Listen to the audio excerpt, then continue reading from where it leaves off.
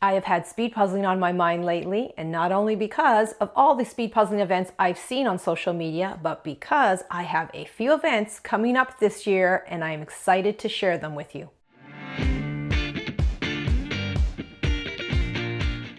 Hi, I'm Sandra, the Puzzling Canadian, and welcome to my channel.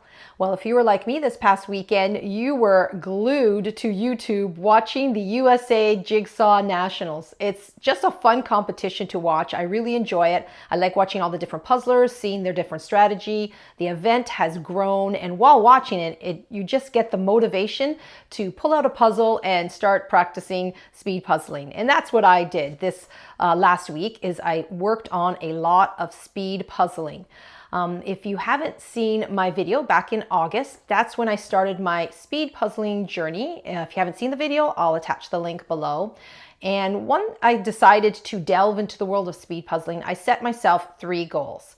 Number 1 is to just improve my speed. Number 2 is to learn new strategies when puzzling. And number 3 is just to have fun.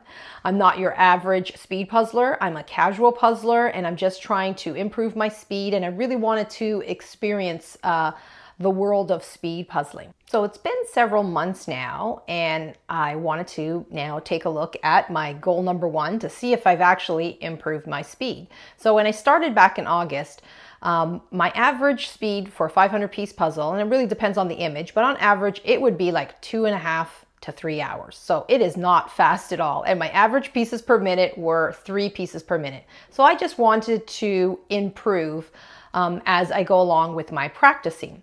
So I worked on some puzzles. I'm going to show you a clip right now of the different puzzles that I worked on. And then after, I'll give you some strategies that I have used to try and improve my speed.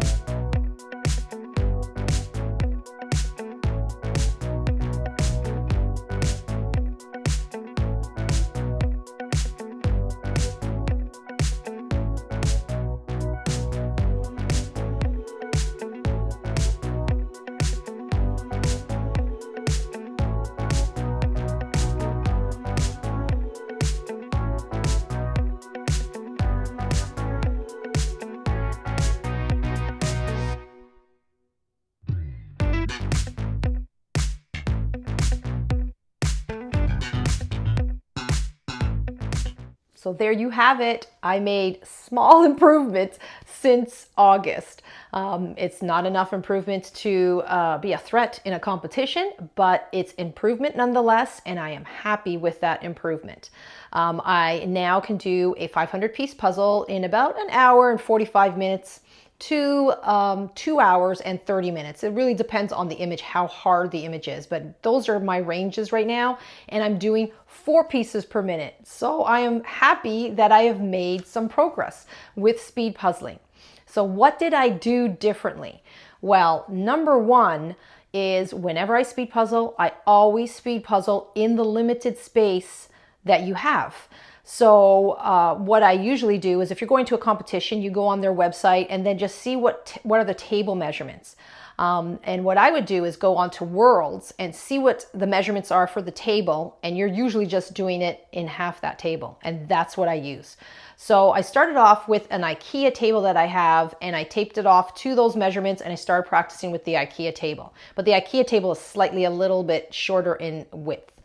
And now I have moved on to, I have a 6-foot table, which is what they usually use in competitions, and then they split it down the middle. So we got one person on one side, one on the other. And I started doing that, practicing on that table. And I'm probably going to start practicing on either side, like practice on the right side of the table or the left side, because you don't know where you're going to be sitting.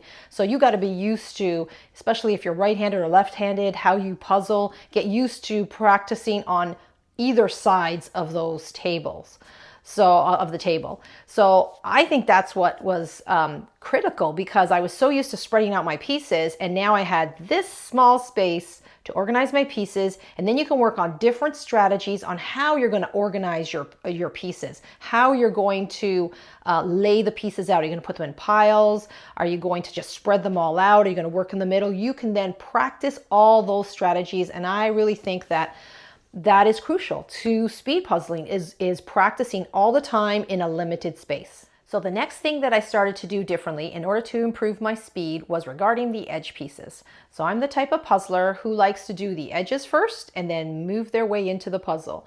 And I've done that for a few years now. And with speed puzzling, I found when I started practicing speed puzzling, I would do the edges first, and sometimes it was slowing me down. So I started thinking that I just got to get used to sometimes not doing the edges first. So lately I've been trying to practice by pulling out the edge pieces, putting them aside, and then just focusing on certain sections of the puzzle that stand out to me and start working on those, and then eventually building the edges. Another thing that I'm trying to work on is moving through the puzzle quickly. So when I'm casually puzzling, sometimes I am focusing on one section and trying to find the pieces for that one section.